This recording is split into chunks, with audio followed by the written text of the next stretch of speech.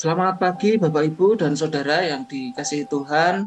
Selamat pagi Bapak Ibu yang ada di ruang Zoom ini, dan selamat pagi juga untuk Bapak Ibu yang ada di rumah masing-masing. Pada pagi hari ini kita mengucap syukur karena dapat kembali bersama-sama berkumpul untuk bersaat teduh bersama.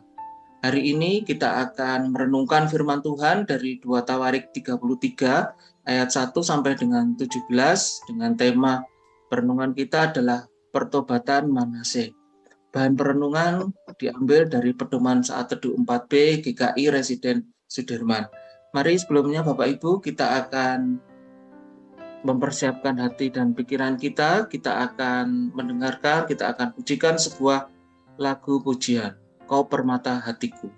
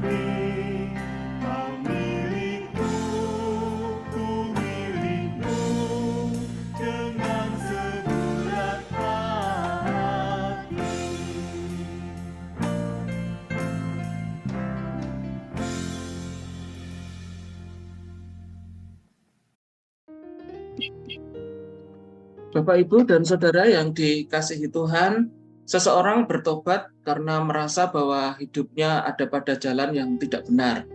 Seseorang juga bertobat karena ia sudah merasakan akibat dari dosa yang diperbuatnya. Seseorang bertobat karena merasa bahwa segala hal yang dilakukannya ternyata tidak pernah membuatnya menemukan kebahagiaan. Dengan alasan-alasan ini, setiap orang yang bertobat akan mengarahkan kembali hidupnya kepada Tuhan. Melalui bacaan kita pada hari ini, kita menyaksikan pertobatan seorang raja yang kemudian juga berdampak bagi seluruh rakyatnya. Kita akan membaca firman Tuhan dari 2 Tawarik 33 ayat 1 sampai dengan 17 yang nanti akan dibacakan oleh Yohana. Mari sebelumnya Bapak Ibu kita akan berdoa. Mari kita berdoa. Tuhan, kami mengucap syukur untuk pagi hari ini. Tuhan, sungguh besar kasih-Mu di dalam kehidupan kami. Engkau yang memelihara kami, Engkau yang merawat kami, Engkau yang memberikan perlindungan bagi kami. Terima kasih Bapak untuk kesehatan kami, untuk seluruh berkat yang Kau berikan kepada kami di dalam kehidupan kami. Bapak, pada pagi hari ini kami bersama-sama rindu untuk mendengarkan firman-Mu. Kiranya Bapa yang menolong kami masing-masing untuk kami dapat memahami apa yang Kau firmankan pada kami pada pagi hari ini. Tolong kami juga Bapa untuk kami juga dapat melakukannya di dalam kehidupan kami sehari-hari. Terima kasih Bapa, kami mau serahkan saat teduh kami pagi hari ini hanya di dalam tangan kasih-Mu. Dalam nama Yesus kami berdoa dan mengucap syukur. Amin.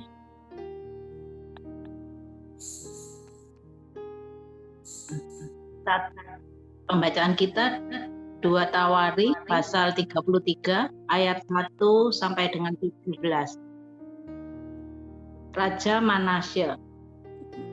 Manasye berumur 12 tahun pada waktu ia menjadi raja, dan 55 tahun lamanya ia memerintah di Yerusalem. Ia melakukan apa yang jahat di mata Tuhan, sesuai dengan perbuatan keji bangsa-bangsa yang telah dihalau Tuhan dari depan orang Israel. Ia mendirikan kembali bukit-bukit pengorbanan yang telah dirobohkan oleh Hizkia ayahnya. Ia membangun mezbah-mezbah untuk para Baal, membuat patung-patung Asyera, dan sujud menyembah kepada segenap tentara langit dan beribadah kepadanya. Ia mendirikan mezbah-mezbah di rumah Tuhan, walaupun sehubungan dengan rumah itu Tuhan telah berfirman, di Yerusalem namaku akan tinggal untuk selama-lamanya. Dan ia mendirikan juga mezbah-mezbah bagi segenap tentara Israel. Dan ia mendirikan juga mezbah-mezbah bagi segenap tentara langit, kedua pelataran rumah Tuhan. Bahkan ia mempersembahkan anak-anaknya sebagai korban dalam api di Lebak Ben Hinnom. Ia melakukan ramal, telaah dan sihir, dan menghubungi para pemanggil arwah dan para pemanggil roh peramal. Ia melakukan banyak yang jahat di mata Tuhan, sehingga ia menimbulkan sakit hatinya.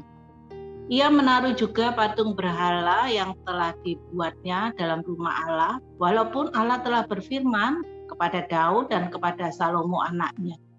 Dalam rumah ini dan di Yerusalem yang telah kupilih dari antara segala suku Israel, aku akan menaruh namaku untuk selama-lamanya. Aku tidak akan membuat pula orang Israel berjejak keluar dari tanah yang telah kutentukan untuk nenek moyangmu, asal saja mereka melakukan dengan setia segala yang telah kuperintahkan kepada mereka dengan perantaraan Musa, yakni segala hukum, ketetapan, dan peraturan. Tetapi Manasye menyesatkan Yehuda dan penduduk Yerusalem sehingga mereka melakukan yang jahat lebih daripada bangsa-bangsa yang telah dipunahkan Tuhan dari depan orang Israel. Kemudian berfirmanlah Tuhan kepada Manasye dan rakyatnya, tetapi mereka tidak menghiraukannya. Oleh sebab itu Tuhan mendatangkan kepada mereka panglima-panglima tentara Raja Asyur dan menangkap Manasye dengan kaitan, membelenggunya dengan rantai tembaga dan membawanya ke Babel. Dalam keadaan yang terdesak ini, ia berusaha melunakkan hati Tuhan Allahnya. Ia sangat merendahkan diri di hadapan Allah nenek moyangnya dan berdoa kepadanya. Maka Tuhan mengabulkan doanya dan mendengar permohonannya. Ia membawanya kembali ke Yerusalem dan memulihkan kedudukannya sebagai raja. Dan Manasye mengakui bahwa Tuhan itu Allah. Kemudian ia mendirikan tembok luar pada kota Daud di sebelah barat Gihon, di lembah, sampai dekat pintu gerbang ikan, mengelilingi Ofel. Tembok itu dibuatnya sangat tinggi. Ia menempatkan juga panglima-panglima perang di tiap kota kubu di Yehuda. Ia menjauhkan ala-ala asing dan berhala dari rumah Tuhan, juga segala mezbah yang didirikannya di atas gunung Tuhan dan di Yerusalem dan membuangnya keluar kota. Ia menegakkan kembali mezbah Tuhan, mempersembahkan korban keselamatan dan korban syukur di atasnya, menyerukan kepada Yehuda untuk beribadah kepada Tuhan Allah Israel. Walaupun demikian, rakyat masih mempersembahkan korban di bukit-bukit pengorbanan, tetapi hanya kepada Tuhan Allah mereka. Demikian firman Tuhan. Terima kasih Bu Yohana. Bapak, Ibu, dan Saudara, Manasye adalah seorang Raja Yehuda. Ia adalah anak dari Raja Hizkia. Sejak bagian awal dalam bacaan kita hari ini, kita diberi penjelasan bahwa Manasye menjadi raja di usia yang sangat muda, yaitu 12 tahun. Ia memimpin selama 55 tahun. Manasye memimpin dengan cara yang jahat di mata Tuhan. Sikap ini sangat berbeda dengan ayahnya, yaitu Raja Hizkia. Hal ini disebabkan oleh Manasye yang tunduk pada pemerintahan kerajaan Asyur. Ia membayar upeti dan ia pun menuruti semua gaya hidup orang-orang Asyur yang jauh dari Tuhan. Jadi, semua tindakan Manasya yang membuat bangsa Yehuda semakin jauh dari Tuhan, itu adalah akibat dari gaya hidupnya yang tidak benar di hadapan Tuhan. Bukit-bukit penyembahan berhala yang sudah dirobohkan justru dibangun kembali oleh Manasya, dan ia mendirikannya di Mizpah atau rumah Tuhan, tempat orang-orang Yehuda memberi persembahan kepada Tuhan.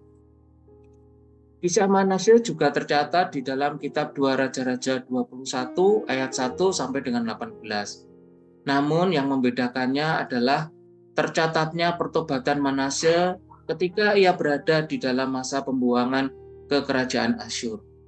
Para penafsir memberi catatan bahwa tertulisnya pertobatan Manasya merupakan buah dari sudut pandang penulis Tawarik yang ingin memperlihatkan kalau di dalam masa pemerintahan yang panjang, yaitu 55 tahun, Tuhan juga berkarya di dalamnya. Tuhan tidak tinggal diam ketika melihat bangsanya berjalan menjauh darinya. Maka momen pembuangan Manasya ketika masih menjadi raja adalah momen yang sangat berharga. Di satu sisi ada masa ketika orang-orang Yehuda harus kehilangan pemimpinnya. Tetapi di sisi yang sama, Tuhan memperbaiki kehidupan Manasya melalui pertobatan. Manasya kemudian mengalami pertobatan dan berdoa kepada Tuhan. Tuhan juga memulihkan kedudukannya sebagai raja, dan sejak itu ia mengakui bahwa Tuhan yang berkuasa di atas kehidupannya. Pertobatan ini memberi dampak bagi kehidupan bagi bangsa Yehuda.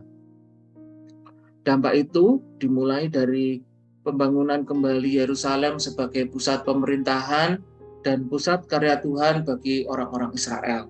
Sekaligus juga membuat banyak orang yang sudah menyembah berhala kembali kepada Tuhan dan menyembah Tuhan. Pertobatan tidak hanya terjadi untuk satu orang saja, tetapi untuk seluruh bangsa.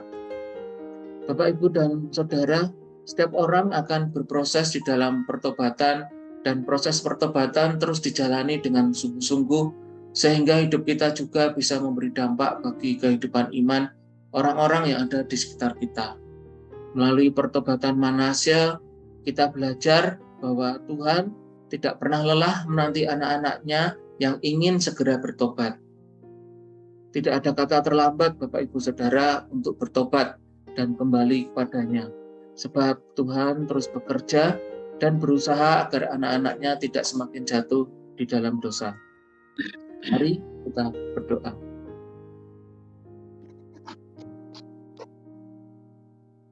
Tuhan, mulai hari ini kami akan semakin sungguh-sungguh mengembalikan gaya hidup kami kepada pedoman firman-Mu, agar kami mengalami proses kehidupan yang jauh lebih baik. Serta Tuhan mampukan kami untuk menjadi teladan ketika kami berhasil menjalani proses pertobatan sesuai dengan kehendak. Terima kasih Tuhan untuk firman-Mu pada pagi hari ini. Kau terus lindungi dan berkati kami dalam kehidupan kami. Dalam nama Tuhan Yesus kami berdoa dan mengucap syukur. Amin.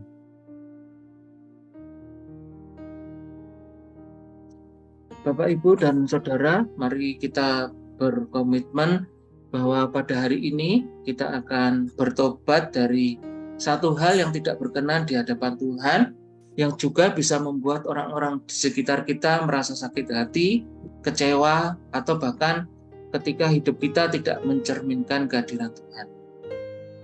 Dan saat teduh kita pada pagi hari ini, Tuhan Yesus menyertai kita. Amin.